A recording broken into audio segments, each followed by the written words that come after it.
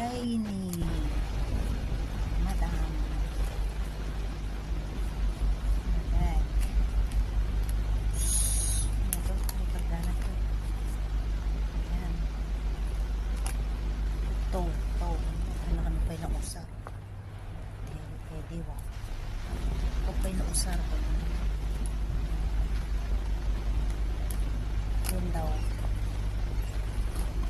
Pag lang akong ikargaan ko. Inapoy, nagdito. Charot. Anyways, thank you, Madam. Ito pala yung napulot ko sa backdoor namin na speakers. Maganda. Ayan, chargeable siya at saka pwede din siyang battery. Maganda siya. Malakas din siya. At saka may napulot din akong belt. MK ba? MK ba yung pangalan? Sorry sa aking kwarto na napakakala.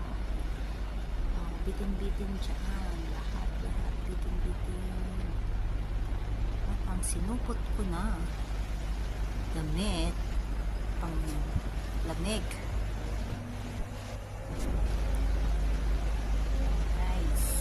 Guys, ang aking kwarto. Aba, natabunan na ang aking grocery dyan. Yan ang aking karamay, kakampi sa aking lahat ng aking problema. Dyan lagi.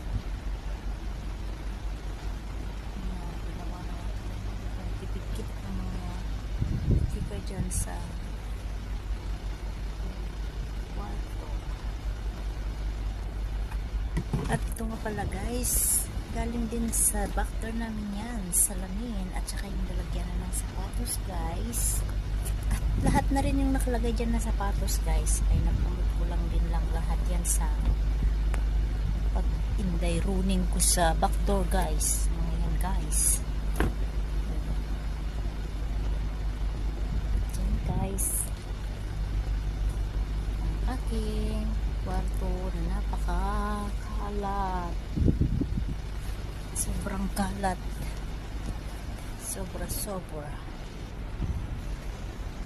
Natin lagi ang pintura.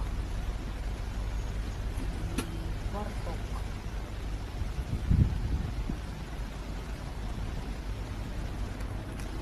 Dahil sa sobrang init, nakaandar lahat ang aming electric fan. At yan guys, meron na naman akong alagang bulaklak.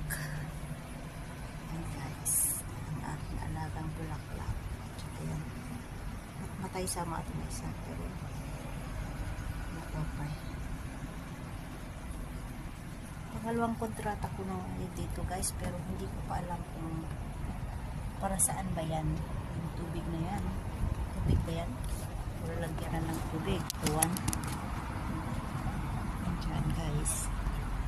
Hindi pa lang dito guys. Bundok yan guys. Kahuyan. Hindi pala bundok na kahuyan. Diyan po ang aming building. Nakatira lang po kami dito sa government house po. Diyan po wala po kaming lift.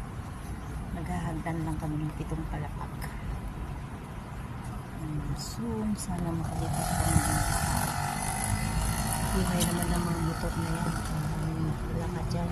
Pagbaba namin guys is fast up na dyan sa aming building. Marami din bus na dumadaan dito papunta ko Central Airport. Kaya pag ikaw umuwi, hindi ka na mahirapan pag-uwi.